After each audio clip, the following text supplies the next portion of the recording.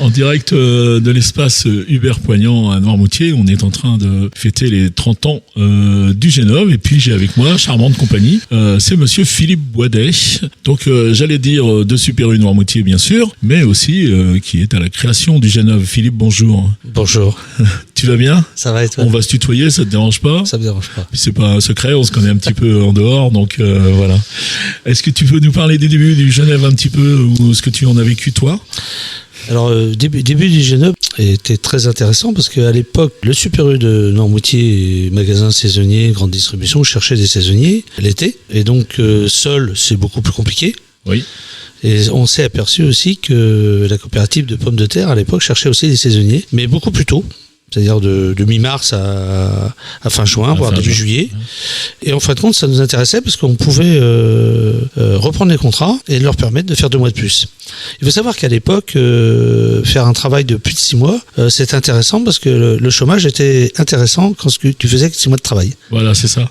Mais c'est un élément important aussi de la création du G9 parce que ça nous a permis de rencontrer des salariés et de voir qu'il y avait des salariés qui étaient capables d'accepter multifonction.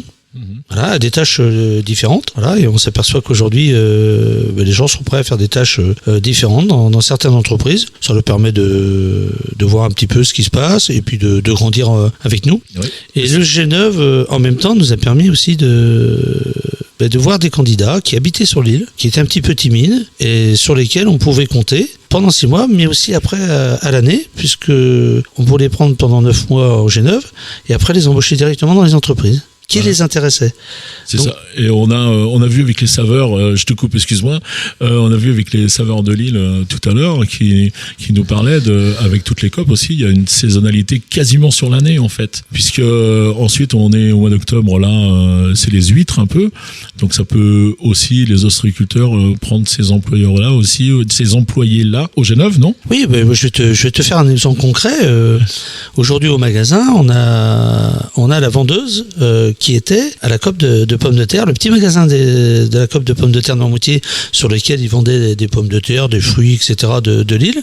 Donc, ça a terminé son contrat fin août. Parce que la saison est terminée. Elle a pris quelques semaines de vacances et aujourd'hui elle est chez moi en remplacement de congé maternité, donc juste à fin mars, sur lequel elle va repartir sur la COP de pommes de terre. Donc ça lui fait quasiment un an de travail à s'occuper et cet exemple-là il est pas unique. Il est pas unique. Il est pas unique.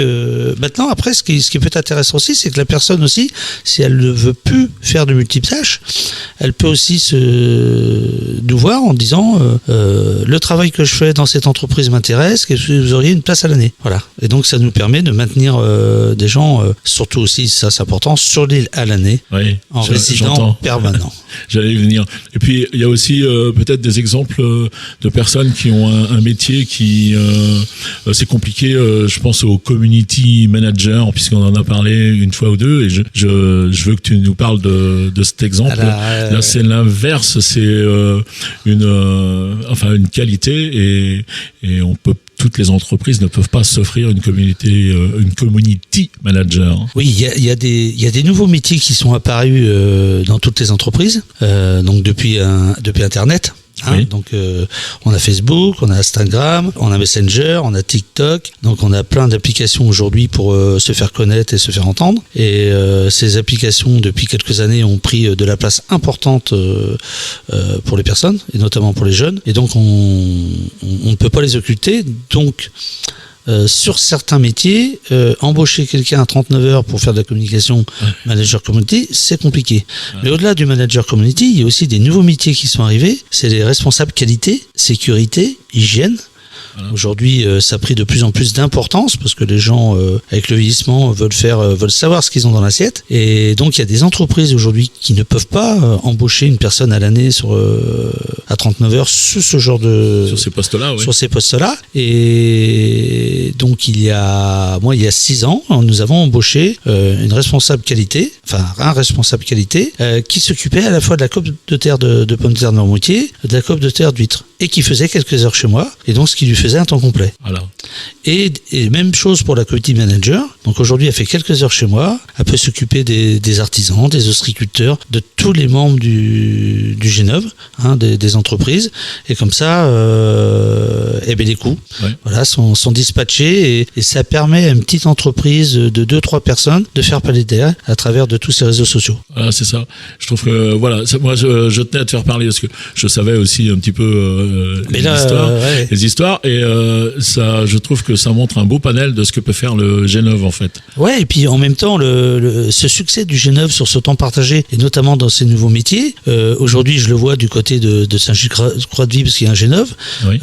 Il commence à réfléchir à embaucher des community managers sur plusieurs entreprises, des responsables hygiène, qualité, sécurité sur multi-entreprises. Il y a aussi un avantage sur ce genre de poste, c'est que c'est une richesse aussi pour la salariée parce qu'elle n'est pas que sur un seul métier. Voilà, c'est ça. Et je crois que et nous aussi on en profite parce qu'elle voit d'autres choses, d'autres communications à faire dans d'autres et elle nous fait aussi partager toute son expérience. Donc c'est que du positif. Et je trouve que G9, au-delà du temps partagé, fait aussi partager le temps des entrepreneurs. Ouais. C'est-à-dire que si l'entrepreneur reste chez lui et ne partage pas son temps avec d'autres entrepreneurs, c'est un manque. C'est un manque, c'est de la richesse en moins. Et il n'y a pas que les salariés en temps partagé. Moi, j'invite beaucoup les chefs d'entreprise de leur métier, artisans, ou même s'ils n'ont qu'une personne, à venir nous rejoindre parce que le partage est important. Ouais, c'est bien ce que j'ai compris et c'est le mot d'ordre du G9 aussi. Oui. Le partage. Ok, c'est parfait. Merci d'être passé à ce micro. Ouais, merci. Et puis on va souhaiter longue vie déjà au G9 et puis un joyeux anniversaire. Je souhaite de passer une bonne soirée aussi. On va fêter le G9 visiblement après, non ? Oui, on va continuer la journée avec les tables rondes et puis on va fêter ça ce soir. Pas de problème. Bonne soirée Philippe. À merci bientôt. À vous. Au revoir. Bientôt.